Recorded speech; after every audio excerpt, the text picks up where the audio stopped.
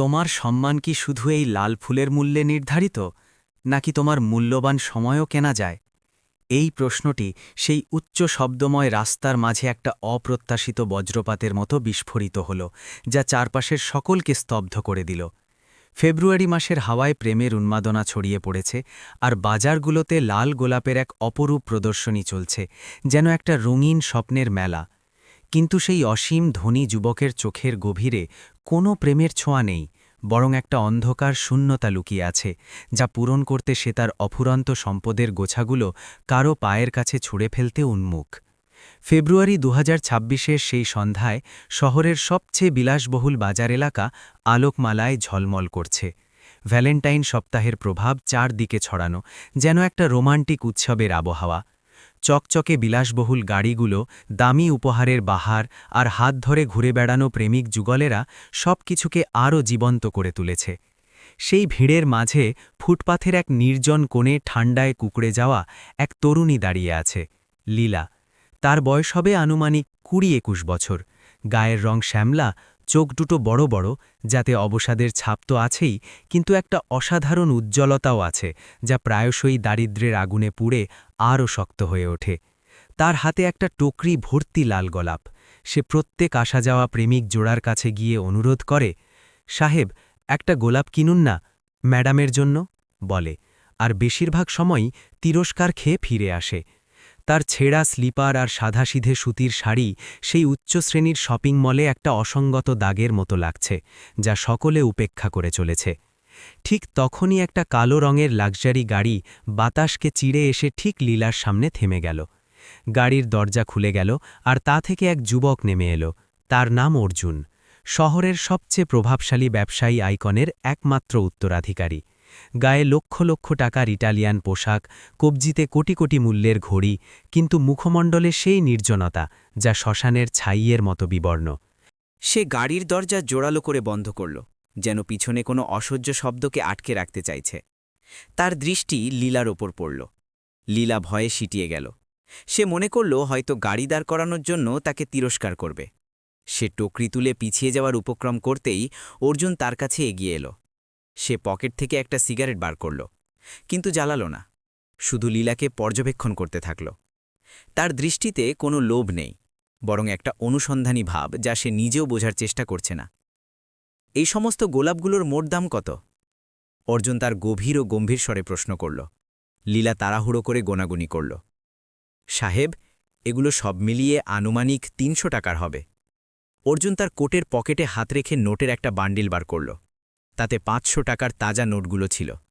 সে সম্পূর্ণ বান্ডিলটি লীলার টকরিতে ছড়ে দিল। লীলার চোখ বিস্ফারিত হয়ে গেল। সাহেব, এ তো অত্যধিক বেশি। আমার কাছে ছোট্ট টাকা নেই। তার হাত কাঁপতে শুরু করল। ৩০০-র পরিবর্তে হয়তো ৩০০০, এ তার কাছে কোনো কল্পনার থেকে কম নয়। আমার গোলাপের দরকার নেই, অর্জুন অত্যন্ত শীতল স্বরে উচ্চারণ করল। আমার প্রয়োজন তোমার ১ ঘণ্টা। তুমি কি আগামী ১ ঘণ্টার জন্য আমার সাথী হয়ে যাবে? শুধুমাত্র এখান থেকে সামান্য দূরে, যেখানে নির্জনতা রাজত্ব করে। রাস্তায় নীরবতা ছড়িয়ে পড়ল। আশেপাশের কয়েকজন লোক এটি শুনে থমকে গেল। লীলার মুখ লজ্জায় ও ক্রোধে রক্তিম হয়ে উঠল। অভাব তাকে ভেঙে ফেলতে পারে, কিন্তু তার আত্মমর্যাদা এখনও অটুট। সে নোটের সেই বান্ডিল তুলে অর্জুনের হাতে ফেরত দিল। তার স্বরে একটা কম্পন ছিল, কিন্তু সেটা আতঙ্কের নয়, রাগের। সাহেব, লীলা তার চোখে সরাসরি তাকিয়ে বলল, আমি নিঃস্ব ঠিকই, ফুল বেচি, কিন্তু নিজের চরিত্র বেচি না। যদি আপনি ধারণা করেন যে আপনার এই কাগজের টুকরোগুলো আমার ইজ্জত ক্রয় করতে সক্ষম, তাহলে আপনি ভুল স্থানে উপস্থিত হয়েছেন। আপনার সম্পদ নিজের কাছে রাখুন এবং এখান থেকে বিদায় নিন। অর্জুন, যাকে কখনও অস্বীকার শোনার অভ্যেস নেই, অবাক হয়ে গেল। তার অহমিকা, যা তার পিতার অর্থ এবং প্রতিপত্তি থেকে নির্মিত, এক নিমেষে ধূলিসাৎ হয়ে গেল। সে প্রথমবারের মতো কোনো দরিদ্রের দৃষ্টিতে এতটা জ্বালা লক্ষ্য করল। সে কয়েক মুহূর্ত নিশ্চুপ রইল। তারপর তার দম্ভ নরম হয়ে পড়ল। তার কাঁধের ওজন যেন আরও বৃদ্ধি পেল। সে একটা দীর্ঘ নিঃশ্বাস নিল এবং তার দৃষ্টি নত করল। ক্ষমা চাই। অর্জুনের স্বর মৃদু হয়ে এলো। আমার সেই উদ্দেশ্য ছিল না। আমি শুধুমাত্র কারো সাথে আলোচনা করতে ইচ্ছুক, কারো এমন যে আমাকে অর্জুন রায় হিসাবে পরিচিত করে না, যে আমার সাথে আমার প্রতিষ্ঠান আমার অংশীদারিত্ব বা আমার সুবিধার বিষয়ে আলাপ করবে না। আমি অত্যন্ত একাকী এবং আমি অবগত নই যে এই নিঃসঙ্গতার ব্যবসা কিভাবে সম্পাদন করা যায়। সেই জন্য হয়তো আমি মূল্য নির্ধারণ করে ফেললাম। লীলা সতর্কতার সাথে তাকে পর্যবেক্ষণ করল। এখন তাকে সেই সম্পদশালী যুবকের মুখমণ্ডলে দম্ভ নয়, বরং একটা ভগ্ন মানব দেখা দিল। সেই যন্ত্রণা যা হয়তো সে নিত্যদিন তার রুগ্ন মাতার দৃষ্টিতে লক্ষ্য করে। লীলার ক্ষোভ গলে গেল। তাকে তার মাতার স্মৃতি জাগ্রত হল, যে ঘরে খাসিতে অস্থির হয়ে আছে এবং ঔষধের অর্থ নেই। এই অর্থ তার মাতার জীবন রক্ষা করতে সক্ষম হতো, কিন্তু এখন এ ব্যবসা নয়, এ একটা অনুনয়। ঠিক আছে, লীলা তোকড়ি পাশে রেখে উচ্চারণ করল। অর্থের প্রয়োজন নেই, শুধুমাত্র যদি আপনাকে আলাপ করতে হয় তাহলে আসুন, কিন্তু আমি আপনার সেই ব্যয়বহুল গাড়িতে উঠব না। যদি নির্জনতা কামনা করেন তাহলে আমার সাথে পদব্রজে যাত্রা করতে হবে। অর্জুন একক্ষণ তার ঝলমলে লাক্সারি গাড়িকে নিরীক্ষণ করল, তারপর লীলাকে। সে চাবি তার পকেটে প্রবেশ করালো এবং বলল, স্বীকৃত। তারা দুজনে যাত্রা শুরু করল। একপাশে সেই যুবক যার একটা স্বাক্ষরে শহর অবরুদ্ধ হতে পারে, এবং অন্য পাশে সেই তরুণী যার কাছে আগামীর আহারেরও নির্দিষ্টতা নেই।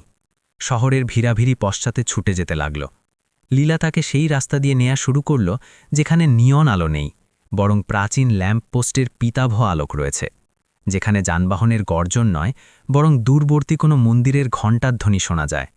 যাত্রা করতে করতে বহুক্ষণ নিস্তব্ধতা বজায় রইল। সেই নিস্তব্ধতাকে অর্জুনই ভঙ্গ করল। তোমার পরিচয় কি? লীলা সে সংক্ষিপ্ত উত্তর প্রদান করল। লীলা অর্জুন নামটি আবৃত্তি করল। আমার পরিচয় অর্জুন। লীলা সামান্য মৃদু হাসল। অবগত আছি, শহরের প্রত্যেক বৃহৎ বিজ্ঞাপন বোর্ডে আপনার ছবি রয়েছে। মানুষ বলে আপনার কাছে কুবেরের ভাণ্ডার রয়েছে। অর্জুন তিক্তভাবে হাসল। কুবেরের ভাণ্ডার? হ্যাঁ, সম্ভবত। কিন্তু তুমি কি অবহিত? লীলা, স্বর্ণের পিঞ্জরায় অবস্থিত পক্ষীর কাছে খাদ্য তো উত্তম প্রাপ্ত হয়, কিন্তু তাকে উড়ানের অনুমোদন প্রদান করা হয় না। তাহলে উড়ে যান। লীলা সরলভাবে উচ্চারণ করল। পিঞ্জর তো উন্মুক্ত রয়েছে। না, উন্মুক্ত রয়েছে। অর্জুন অবস্থান করল। সে রাস্তার ধারে একটা পাথরকে পদাঘাত করল। আমি ইচ্ছা করেও পলায়ন করতে অক্ষম। আগামীকাল আমার বাগদান, একটা এমন তরুণীর সাথে যাকে আমি পরিচিতও নয়। এ বিবাহ নয়, এ দুই প্রতিষ্ঠানের একই ভবন। আমার পিতা বলেন যে এর ফলে আমাদের বাণিজ্য আরও বিস্তৃত হবে, কিন্তু আমার শ্বাসরোধ হচ্ছে। আমার অনুভূতি হচ্ছে যেন আমার মূল্য নির্ধারিত হচ্ছে। শুধুমাত্র পার্থক্য এই যে আমার মূল্য কোটিতে এবং তোমার ফুলের মূল্য রুপিতে। লীলা তাকে নিরীক্ষণ করল। তাহলে আপনি সুখী নন?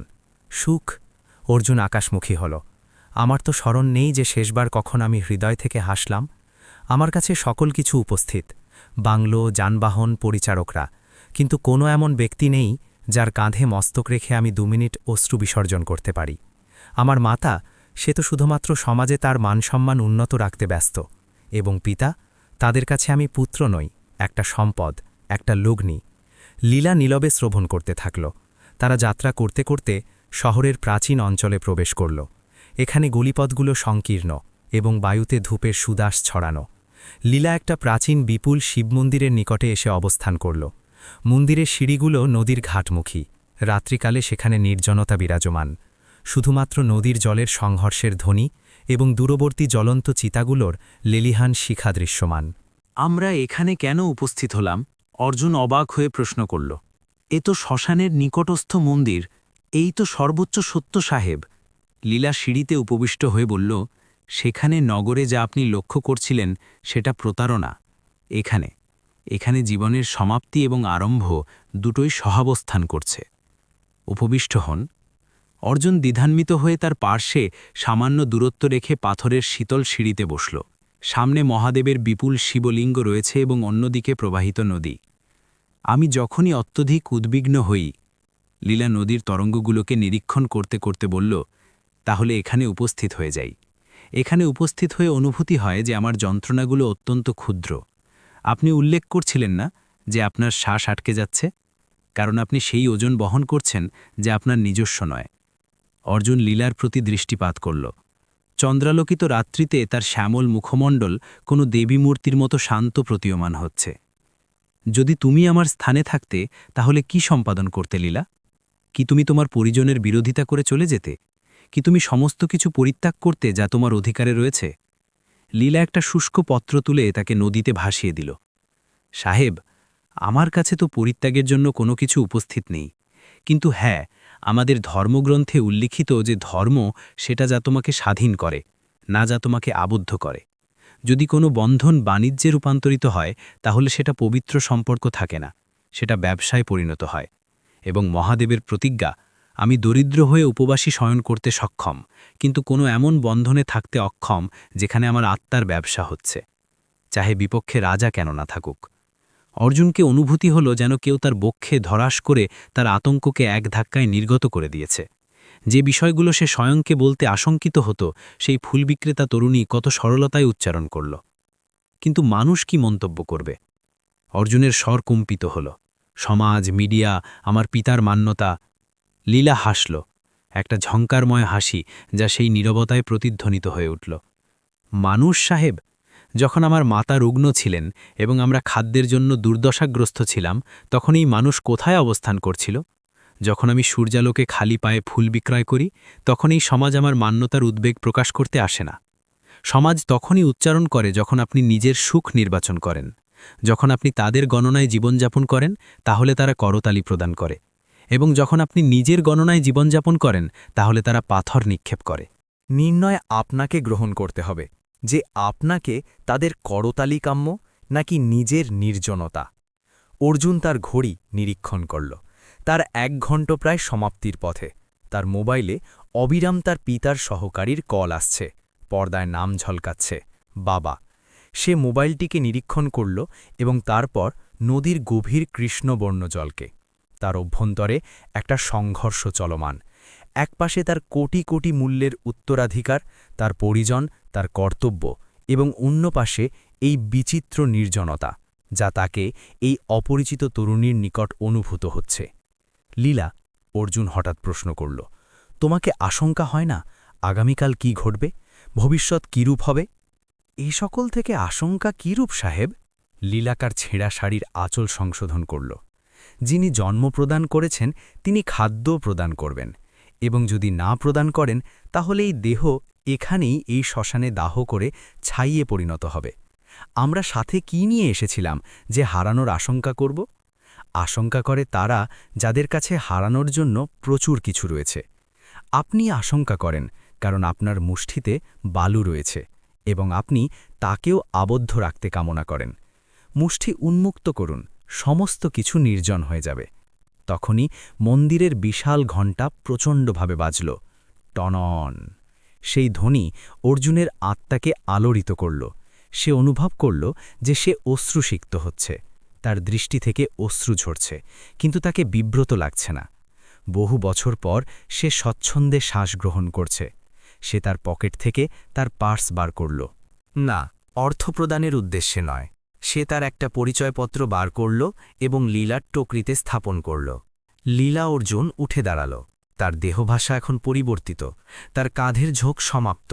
তোমার আজ আমাকে সেই দর্পণ প্রদর্শন করেছ যা আমার বাসভবনের বিশাল বিশাল ডিজাইনার দর্পণও প্রদর্শন করতে অক্ষম।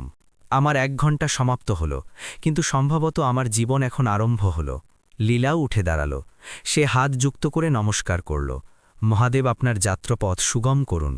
অর্জুন ঘুরে তার নিজস্ব জগতে প্রত্যাবর্তনের জন্য পদক্ষেপ করল, কিন্তু সে অবগত যে সে আর সেই অর্জুন নয় যে 1 ঘণ্টা পূর্বে তার গাড়ি থেকে অবতরণ করেছিল। একটা বীজ তার মনে রোপিত হয়েছে, বিপ্লবের বীজ, সত্যতার বীজ। কিন্তু কাহিনী এখনও সমাপ্ত নয়। আসল ঝড় তো এখন আসতে চলেছে, যখন অর্জুন সেই মণ্ডপে উপনীত হবে যেখানে অসত্য এবং প্রদর্শনের সেহনাই ধ্বনিত হচ্ছে। এবং লীলা তাকে এখনও এই অবগত নয় যে তার এই 1 ঘণ্টার সাক্ষাৎ তার ক্ষুদ্র সংসারে কিরূপ বিপর্যয় ঢেলে দেবে। কারণ যখন আপনি কোনো বিশাল পাথরকে স্থানচ্যুত করেন, তাহলে তার নিম্নে আবদ্ধ অসংখ্য সর্প বহির্গত হয়। অর্জুন তার গাড়ির নিকট উপনীত হল। চালক দরজা উন্মুক্ত করল। স্যার, ঘরে যাই? স্যার অত্যন্ত ক্রুদ্ধ। অর্জুন এক্ষণ পশ্চাতে ঘুরে নিরীক্ষণ করল। অন্ধকারে মন্দিরের সিঁড়িতে উপবিষ্ট সেই ছায়ামূর্তি এখন অস্পষ্ট। সে একটা দীর্ঘ নিঃশ্বাস গ্রহণ করল এবং বলল, না, আজ ঘরে নয়, আজ আমাকে স্বয়ং সাথে সাক্ষাৎ করতে হবে। গাড়ি চালু হল এবং এর সাথে আরম্ভ হল একটা এমন ধর্মযুদ্ধ যা না শুধুমাত্র অর্জুন এবং লীলার নিয়তি পরিবর্তন করবে, বরং সমগ্র সমাজকে আলোড়িত করে দেবে। কি অর্জুন তার পিতার সাম্রাজ্যের বিরোধিতায় অবস্থান করতে সক্ষম হবে? কি লীলার এই উপদেশ তাকে সেই পঙ্কিলতা থেকে উদ্ধার করতে পারবে?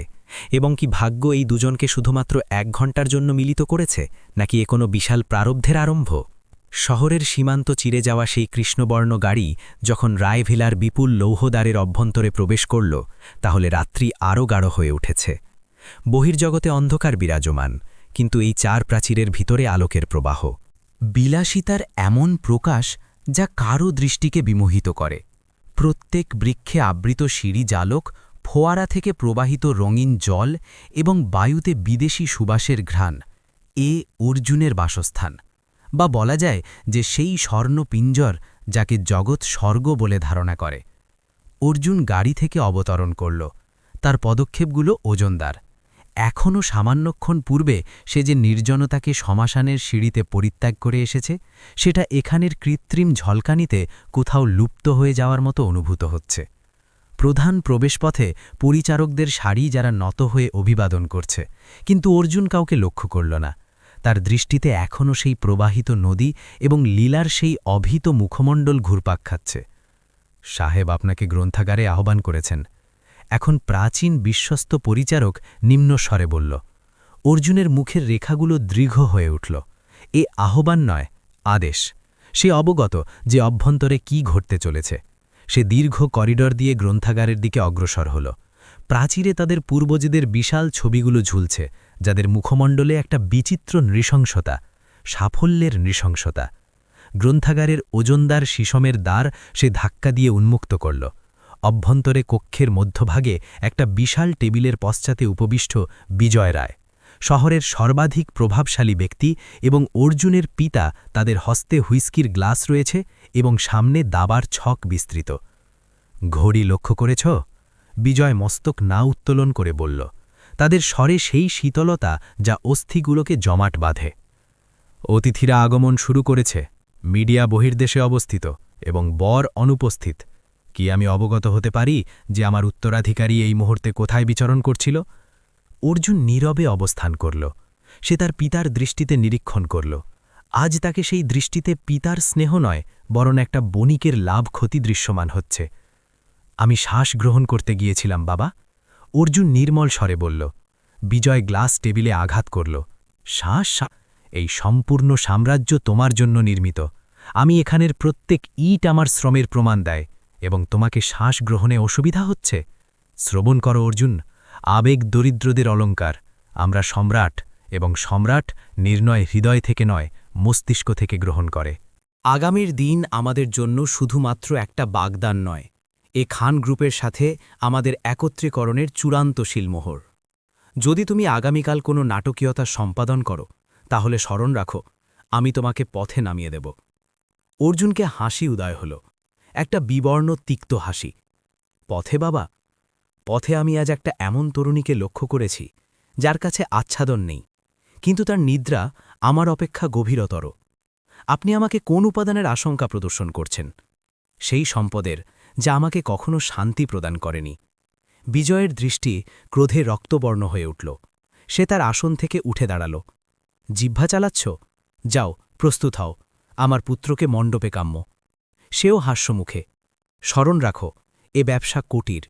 তোমার শিশুসুলভ আচরণের কারণে আমি একে হাতছাড়া করব না। অর্জুন সেখান থেকে ঘুরল। সে তর্ক করল না। লীলার বাক্য তাকে একটা বিচিত্র ধৈর্য প্রদান করেছে। মুষ্টি উন্মুক্ত করুন, সমস্ত কিছু নির্জন হয়ে যাবে। সে তার কক্ষে প্রবেশ করল। মখমলি সজ্জায় তার শেরওয়ানির সেট স্থাপিত, হীরের বোতাম, জর্দজির সূচিকর্ম। তাকে সেই পোশাকগুলো কোনো কয়েদির ইউনিফর্মের মতো প্রতীয়মান হচ্ছে। সে তাদের ধারণ করল, দর্পণে স্বয়ংকে নিরীক্ষণ করল। একটা আকর্ষণীয় কাঠপুতুল, যার সুতোগুলো অন্যের হস্তে। কিন্তু দর্পণে নিজের দৃষ্টির অভ্যন্তরে তাকে একটা স্ফুলিঙ্গ দৃশ্যমান হল, যা সম্ভবত বিপ্লবের প্রথম লক্ষণ।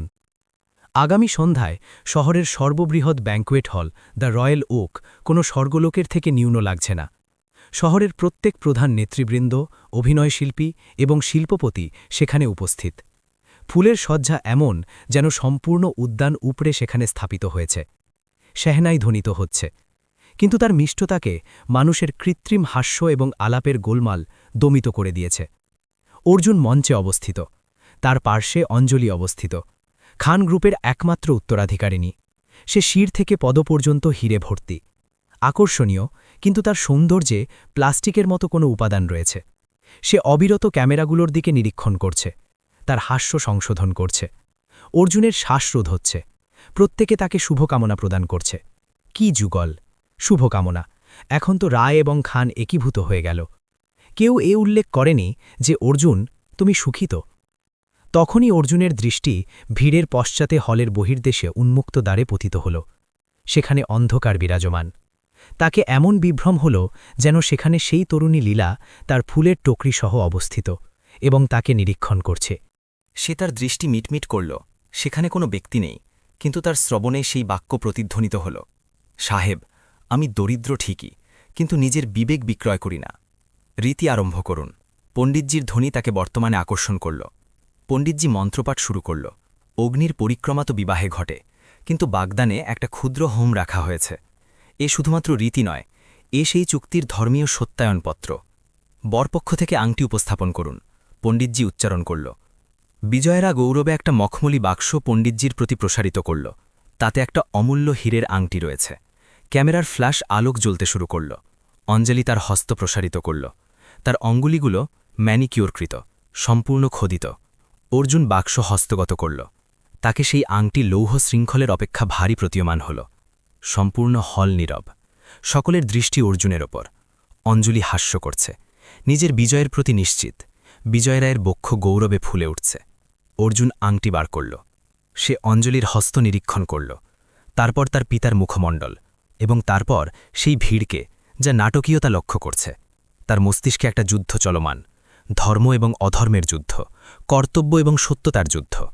কি সে নীরবে এই আংটি ধারণ করিয়ে দেবে এবং আটকে আটকে জীবিত থাকবে, নাকি একবার সত্য উচ্চারণ করবে এবং সমস্ত কিছু হারাবে? তাকে লীলার সেই বাক্য স্মরণ হল, ধর্ম সেটা যা তোমাকে স্বাধীন করে। অর্জুনের হস্ত বায়ুমণ্ডলে অবস্থান করল। নীরবতা গাঢ়তর হল। 1 সেকেন্ড, 2 সেকেন্ড, 10 সেকেন্ড। অঞ্জলির হাস্য উদ্বেগে রূপান্তরিত হতে শুরু করল। অর্জুন, সে মৃদুস্বরে আহ্বান করল। অর্জুন একটা দীর্ঘ নিঃশ্বাস গ্রহণ করল। সে সেই আংটি পুনরায় বাক্সে স্থাপন করল। আমি এ সম্পাদন করতে অক্ষম। তার স্বর অত্যন্ত মৃদু, কিন্তু হলের নীরবতায় সেটা কোনো বিস্ফোরণের সমতুল্য। বিজয় রায় যে পরবর্তী সারিতে উপবিষ্ট একদম উঠে দাঁড়াল। একই কৌতুক অর্জুন, আংটি ধারণ করাও। অর্জুন মাইক তার প্রতি আকর্ষণ করল। তার স্বরে এখন কম্পন নেই, একটা দৃঢ়তা যা সম্ভবত সে শ্মশানের ছাই থেকে অর্জন করেছে। এ কৌতুক নয় বাবা, অর্জুন সকলের প্রতি নিরীক্ষণ করে বলল, এবং না, এ কোনো পবিত্র সম্পর্ক নয়। এ একটা বাণিজ্যিক চুক্তি, একটা ব্যবসা যেখানে 2 প্রতিষ্ঠানের হিসাবপত্র মিলিত হচ্ছে, 2 আত্মা নয়। এবং আমি কোনো সম্পত্তি নই যাকে আপনি আপনার উইলে কারো নামে স্থানান্তর করেন। আমি একটা মানুষ। হলে ফিসফিসানির ঝড় উঠল। এ কি উচ্চারণ করছে? উন্মাদ হয়ে গেছে কি? দুর্ভাগ্য, বিজয়জির মান্যতা ধুলোয় মিশে গেল। অঞ্জলির মুখমণ্ডল অপমানে রক্তিম হয়ে উঠল।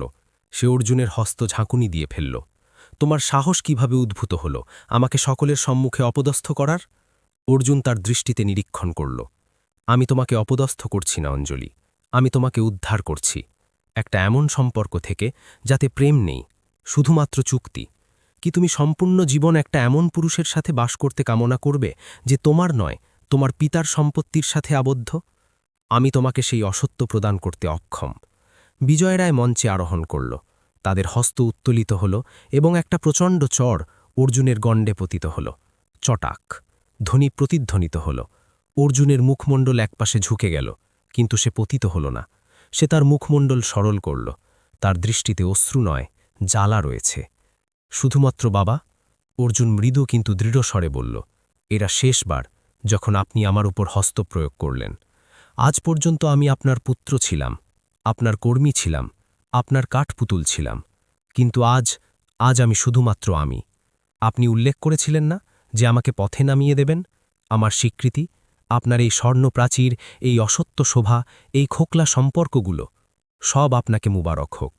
আমি আমার যাত্রাপথ স্বয়ং নির্বাচন করব। অর্জুন তার শেরওয়ানির হিরে সজ্জিত বোতামগুলো উন্মুক্ত করল এবং সেই ওজনদার শেরওয়ানি খুলে সেখানে মঞ্চে নিক্ষেপ করল। নিম্নে তার সরল সাদা কুর্তা রয়েছে।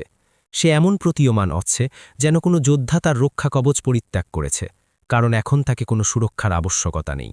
বহির্গত হবে এখান থেকে। বিজয় গর্জন করল। তাদের স্বর কম্পিত। আজ থেকে তুমি আমার কাছে মৃত। একটা পয়সাও প্রাপ্ত হবে না তোমাকে। লক্ষ্য করব পথে কিভাবে জীবিত থাকবে তুমি। অর্জুন হাসল, সেই হাস্য যা লীলার মুখমণ্ডলে ছিল। জীবিত থাকব বাবা। সম্ভবত অসুবিধা হবে, কিন্তু ন্যূনতর শ্বাস তো নিজের ইচ্ছানুসারে গ্রহণ করব। সে মঞ্চ থেকে অবতরণ করল। অতিথিদের ভিড় যে এখনও তাকে রাজপুত্র ধারণা করছিল, এখন তাকে এমন নিরীক্ষণ করছে যেন সে কোনো অস্পৃশ্য। যাত্রাপথ স্বয়ং সৃষ্টি হয়ে গেল। কেউ তাকে প্রতিরোধ করার সাহস করতে অক্ষম। অর্জুন সরাসরি প্রধান দ্বারের দিকে অগ্রসর হল। পশ্চাতে গোলমাল উঠছে।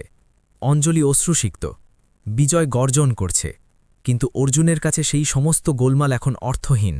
যখন সে বহির্দেশে উপনীত হল, তাহলে শীতল বায়ু তার অভ্যর্থনা করল। সে তার পকেট অনুসন্ধান করল। চাবি, ক্রেডিট কার্ড, পার্স, সমস্ত সে সেখানে দ্বারে প্রহরীর হস্তে প্রদান করল। এ বাবাকে প্রদান করো, সে বলল। এখন তার কাছে শুধুমাত্র দেহে পোশাক রয়েছে এবং পকেটে সামান্য ছুট্টা। কিন্তু কাহিনীর অন্য প্রান্ত কোথাও সুলগতে শুরু করল। সেই মুহূর্তে শহরের অন্য প্রান্তে প্রাচীন সেতুর নিম্নে নির্মিত ঝুপড়িগুলোতে বিশৃঙ্খলা সৃষ্টি হয়েছে।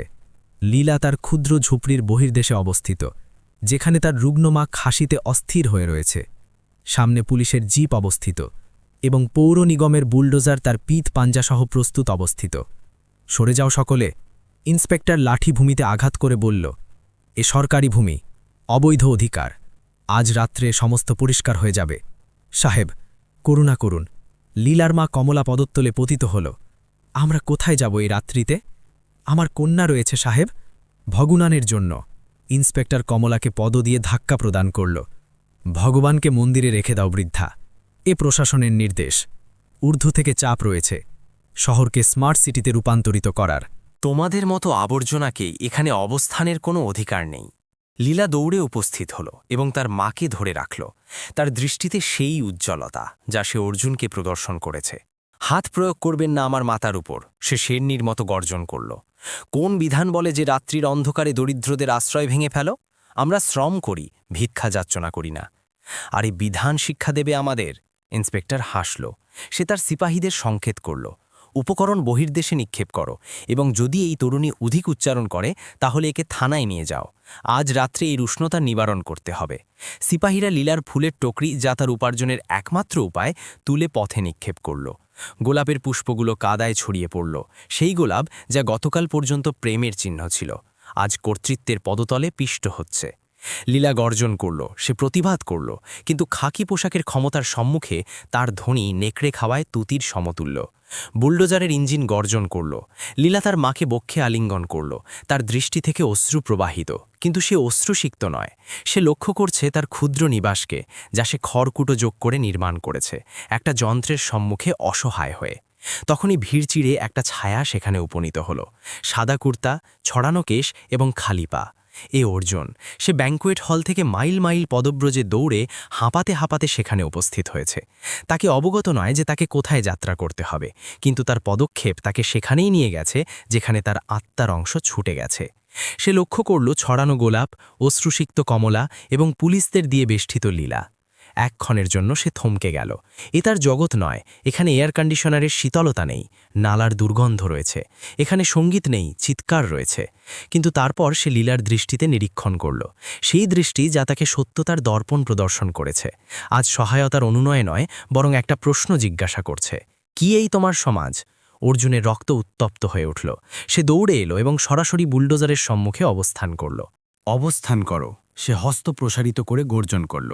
ইন্সপেক্টর অবাক হল। এই অপরিচ্ছন্ন মহল্লায় এমন ব্যয়বহুল পোশাক! যদিও এখন সে শুধুমাত্র কুর্তায়, কিন্তু তার গঠন ধনাঢ্যতার সাক্ষ্য প্রদান করছে। পরিহিত এই যুবক কে? তুমি কে হে নায়ক? সম্মুখ থেকে, নয়তো তোমার ওপরেই আরোহণ করিয়ে দেব। ইন্সপেক্টর ধমক প্রদান করল। অর্জুন ইন্সপেক্টরের দৃষ্টিতেই নিরীক্ষণ করল। তার স্বরে এখন সেই কম্পিত দ্বিধা নেই যা পিতার সম্মুখে থাকত। এ একটা নবীন অর্জুনের স্বর। আমার পরিচয় অর্জুন রায়, সে বলল। এবং যদি এই বুলডোজারের একটা চাকাও অগ্রসর হয় তাহলে আগামী সকালে তোমার পোশাকে তারকা নয়, আদালতের আহ্বানপত্র হবে।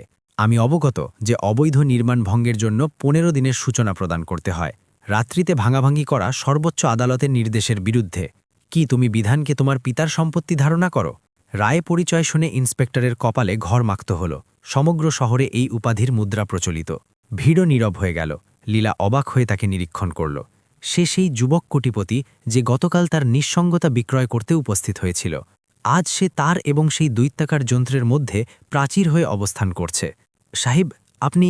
ইন্সপেক্টরের স্বর মৃদু হয়ে গেল। আমাদের তো অবগত নেই, এ তো ঊর্ধ্ব থেকে নির্দেশ ছিল। কার নির্দেশ? অর্জুন কঠোর করে প্রশ্ন করল। যারই হোক, এক্ষুনি এই নাটকীয়তা সমাপ্ত করো। এই মহিলা রুগ্ন এবং এই নিবাস অবৈধ নয়, এদের জীবনধারা। যদি একে স্পর্শ করতে হয় তাহলে প্রথমে আমার সাথে আলোচনা করতে হবে। পরিস্থিতি পরিবর্তিত হল। যে পুলিশ কর্মীরা এখনও শের হয়ে রয়েছে তারা পশ্চাতে সরে যেতে শুরু করল। ধনাঢ্যতার প্রতিপত্তি, চাহে সে পথে অবস্থিত, কেননা তার প্রভাব রাখে। বুলডোজারের ইঞ্জিন নিস্তেজ হয়ে গেল। লীলা মন্থর গতিতে চলে অর্জুনের নিকট উপস্থিত হল। তার গণ্ডে অশ্রু শুষ্ক হয়নি। আপনি এখানে কেন উপস্থিত হলেন? নিজস্ব জগৎ পরিত্যাগ করে এই নরকে কেন উপস্থিত হলেন? অর্জুন তার প্রতি নিরীক্ষণ করল এবং প্রথমবার সত্যিকারের হৃদয় থেকে হাসল। কারণ লীলা, তুমি উল্লেখ করেছিলে না, পিঞ্জর উন্মুক্ত? আমি উড়ে উপস্থিত হলাম এবং আমি অবগত হলাম যে আমার আকাশ এখানে কোথাও, যেখানে সত্যতার ভূমি রয়েছে। লীলা কোনো কথা উচ্চারণ করতে অক্ষম হল, কিন্তু সেই রাত্রির নীরবতায় একটা নবীন সম্পর্কের ভিত্তি স্থাপিত হল। না এ বন্ধুত্ব, না প্রণয়, না অনুগ্রহ। এ দুটো ভগ্ন প্রান্তের সংযোগ। একজন সমস্ত কিছু পরিত্যাগ করেছে এবং অন্যজনের থেকে সমস্ত কিছু ছিনিয়ে নেওয়া হচ্ছে। কিন্তু বিপত্তি এখনও নিবারিত হয়নি। অর্জুন বুলডোজার তো অবরুদ্ধ করেছে, কিন্তু সে একটা অত্যন্ত বিশাল যুদ্ধের শঙ্খধ্বনি করেছে। সে তার পিতার দম্ভকে সর্বজনীনভাবে চ্যালেঞ্জ করেছে এবং এখন সে প্রশাসনের কার্যে বাধা প্রদান করছে।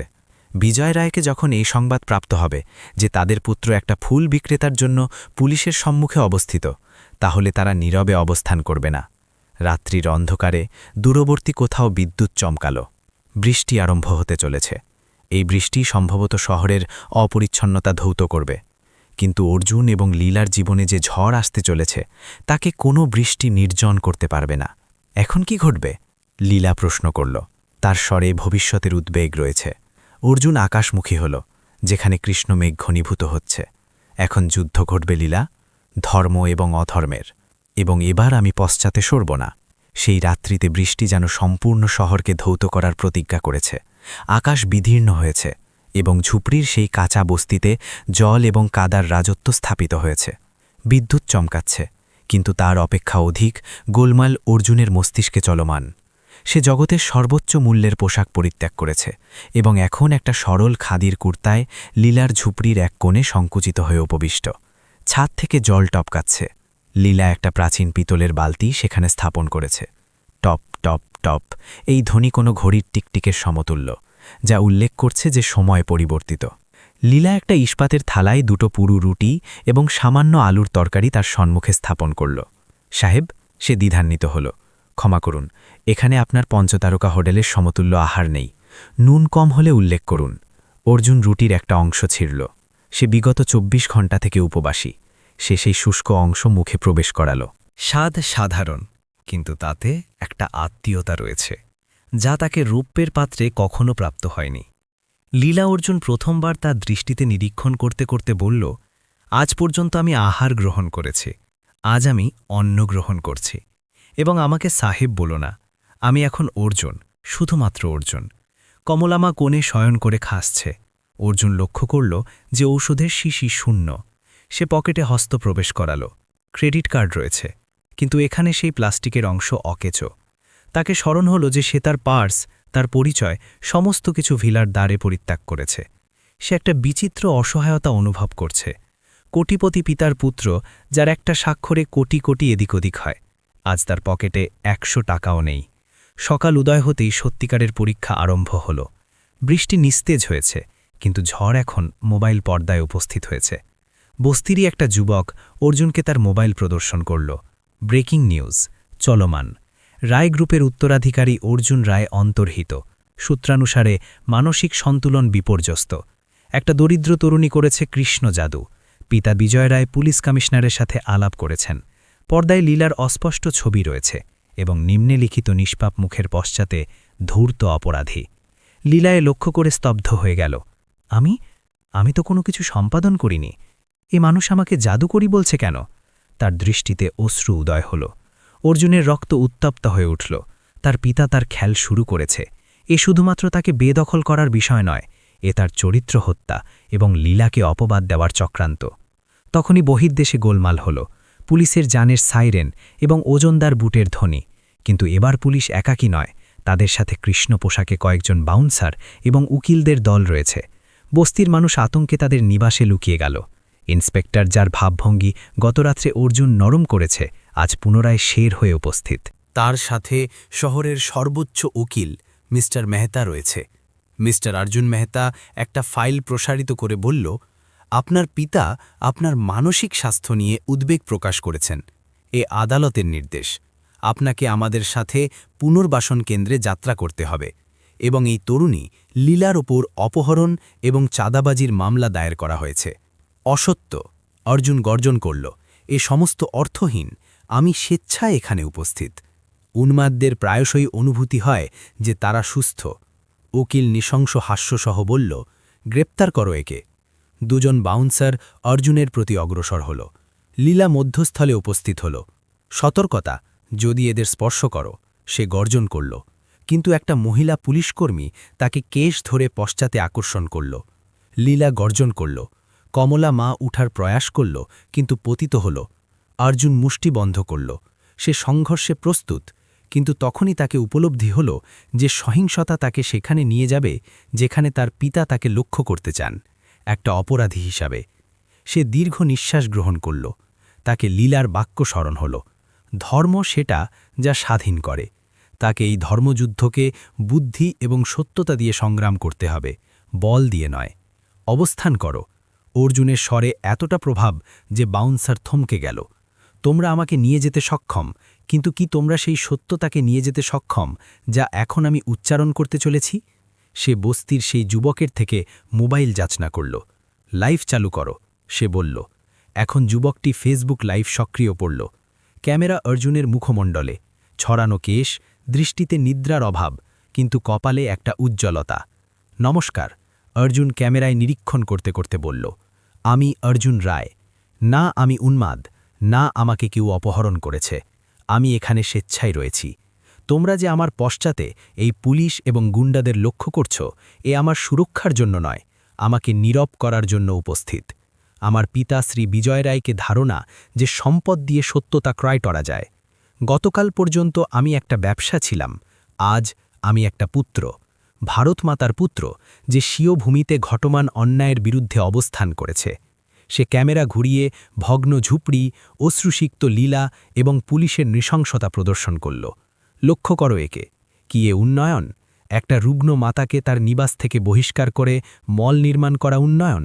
যদি এ উন্মাদতা হয়, তাহলে হ্যাঁ, আমি উন্মাদ, এবং আমি ততক্ষণ উন্মাদ থাকব যতক্ষণ এই রাষ্ট্রের প্রত্যেক নাগরিককে তার অধিকার প্রাপ্ত না হয়। ভিডিও বন্য আগুনের মতো ভাইরাল হয়ে গেল। যে মানুষ টেলিভিশনে উন্মাদ অর্জুনের সংবাদ লক্ষ্য করছিল, এখন তারা স্বীয় মোবাইলে প্রকৃত অর্জুনকে লক্ষ্য করছে। সহানুভূতির তরঙ্গ ছুটল। সোশ্যাল মিডিয়ায় #StandWithArjun এবং #JusticeForLeela ট্রেন্ডিং শুরু হল। শহরের যুবকবৃন্দ, কলেজ ছাত্রছাত্রী এবং সামাজিক কর্মী বস্তির প্রতি যাত্রা করতে লাগল। উকিল মেহতার মোবাইল ধ্বনিত হল। অন্য প্রান্তে বিজয় রায় রয়েছে, তাদের স্বরে উদ্বেগ। এ কি ঘটছে? এ কি অবরুদ্ধ করো, লাইভ নিস্তেজ করো। কিন্তু এখন অত্যধিক বিলম্ব হয়ে গেছে। ভিড় সংগ্রহ হতে শুরু করল। পুলিশকর্মীরা যে এখনও শের হয়ে রয়েছে, এখন সহস্র ক্যামেরার দৃষ্টিতে রয়েছে। তারা পশ্চাতে সরতে শুরু করল। দুপুর উদয় হতেই সেই অপরিচ্ছন্ন বস্তি একটা পুণ্যস্থানে রূপান্তরিত হল। মিডিয়ার অভিযান, যা অর্জুনকে অপবাদ দেবার জন্য উপস্থিত হয়েছে, এখন তার বক্তব্য গ্রহণের জন্য সারিবদ্ধ, এবং এই বিশৃঙ্খলার মধ্যে একটা কৃষ্ণবর্ণ লাক্সারি গাড়ি সেখানে উপনীত হল। বিজয় রায় স্বয়ং উপস্থিত হয়েছে। ভিড় যাত্রাপথ সৃষ্টি করল। পিতা এবং পুত্র মুখোমুখি, মধ্যে কাদা এবং অপরিচ্ছন্নতা রয়েছে, কিন্তু অর্জুনকে অনুভূতি হল যে এই কাদা তার পিতার অপরাধের অপেক্ষা পবিত্রতর। ঘরে যাও বিজয় নির্দেশ প্রদান করল, কিন্তু তাদের স্বরে সেই প্রাচীন প্রভাব নেই। এই নাটকীয়তা সমাপ্ত করো, আমি পুলিশকে প্রত্যাবর্তনের জন্য বলে দিয়েছি। নাটকীয়তা আমি আরম্ভ করিনি বাবা, অর্জুন নির্মলভাবে বলল। এবং ঘর, কোন ঘর? সেই ইট পাথরের ভবন যেখানে সম্পর্কের মূল্যায়ন হয়? না, আমার ঘর এখন এই আকাশমণ্ডল। বিজয় চতুর্দিকে নিরীক্ষণ করল। ভিড় তাদের তীক্ষ্ণ দৃষ্টিতে লক্ষ্য করছে। তাদের মান্যতা, যা নির্মাণে তারা সম্পূর্ণ জীবন ব্যয় করেছে, এক নিমেষে বালুর মতো সরে যাচ্ছে। তোকে কি কাম্য? অর্থ, প্রতিষ্ঠান, সমস্ত গ্রহণ করো, শুধুমাত্র আমার সাথে যাও, আমাদের মান্যতা হরণ করো না। অর্জুন হাসল। সে লীলার হস্ত গ্রহণ করল। সম্পূর্ণ সমাজ, ক্যামেরা, পুলিশ সমস্ত লক্ষ্য করছে। একটা অরব্যতির পুত্র একটা ফুল বিক্রেতার হস্ত গ্রহণ করে অবস্থিত। আমাকেই কাম্য? অর্জুন বলল, সহযোগিতা, বিশ্বাস এবং আত্মমর্যাদা, যা আপনার কাছে কোটি থেকেও অনুপস্থিত। আপনি বিজয়ী হতে পারতেন বাবা, যদি আপনি পুত্রকে অনুধাবন করতেন, ব্যবসাকে নয়। আজ আপনি পরাজিত হয়েছেন, কারণ আপনি রামকে বনবাস তো প্রদান করেছেন, কিন্তু ভুলে গেছেন যে বনবাসী রামকে মর্যাদা পুরুষোত্তমে রূপান্তরিত করে। বিজয় রায়ের দৃষ্টিতে প্রথমবার পরাজয় দৃশ্যমান হল। তারা কোনো কথা উচ্চারণ করতে ইচ্ছুক, কিন্তু শব্দ গলায় আবদ্ধ হয়ে গেল। তারা তার দৃষ্টি নত করল, ঘুরল এবং প্রত্যাবর্তন করে তার গাড়িতে উপবিষ্ট হল। গাড়ি চলে গেল, কিন্তু তার পশ্চাতে একটা পরাজিত পিতার ধূলি পরিত্যাগ করল। ভিড় করতালি প্রদান করল না, সেখানে একটা গাঢ় নীরবতা রয়েছে, মান্যতার নীরবতা। অর্জুন লীলার প্রতি নিরীক্ষণ করল। লীলার দৃষ্টিতে এখন আশঙ্কা নেই, গৌরব রয়েছে। তুমি তোমার সমস্ত কিছু হারিয়েছ, লীলা মৃদুস্বরে বলল। না লীলা। অর্জুন নিকটস্থ মন্দিরের প্রতি সংকেত করল, যেখান থেকে আরতির ধ্বনি আসছে। আমি আবর্জনা পরিত্যাগ করেছি এবং হীরা প্রাপ্ত করেছি। সন্ধ্যা ঢলে যাচ্ছে। শ্মশানের নিকটস্থ সেই শিব মন্দিরে আরতি চলমান। কর্পূর গৌরম করুণা অবতারম। অর্জুন এবং লীলা সেখানে অবস্থিত। নদীর জলে অস্তমিত সূর্যের রক্তিমতা রয়েছে। এখন অগ্রে কি? লীলা প্রশ্ন করল। অর্জুন তার হাতা ঊর্ধ্বে তুলল। কার্য করব, শ্রম করব, আমার হস্ত বলিষ্ঠ, রিক্সা চালাব, টিউশন শিক্ষা দেব, বা তোমার সাথে ফুল বিক্রয় করব, কিন্তু যাই উপার্জন করব তাতে নিদ্রা থাকবে, আশঙ্কা নয়। কয়েক মাস পর শহরের সেই বিলাসবহুল অঞ্চলে, যেখানে কখনো অর্জুন তার লাক্সারি গাড়ি অবস্থান করিয়েছে, আজ একটা ক্ষুদ্র ফুলের দোকান রয়েছে, সত্যম ফ্লোরিস্ট। দোকান ক্ষুদ্র, কিন্তু সেখানে ভিড় প্রচুর।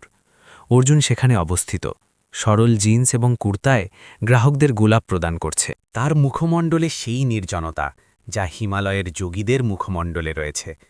লীলা তার পার্শ্বে রয়েছে, হিসাবপত্র সামলাচ্ছে। একদিন একটা ব্যয়বহুল গাড়ি সেখানে অবস্থান করল। তা থেকে একটা যুবক যুগল অবতরণ করল। যুবক তার প্রণয়িনীকে প্রভাবিত করার জন্য অর্জুনের নিকট উপস্থিত হল। এই সমস্ত গোলাপের মূল্য কত? যুবকটি দম্ভ ভরে প্রশ্ন করল।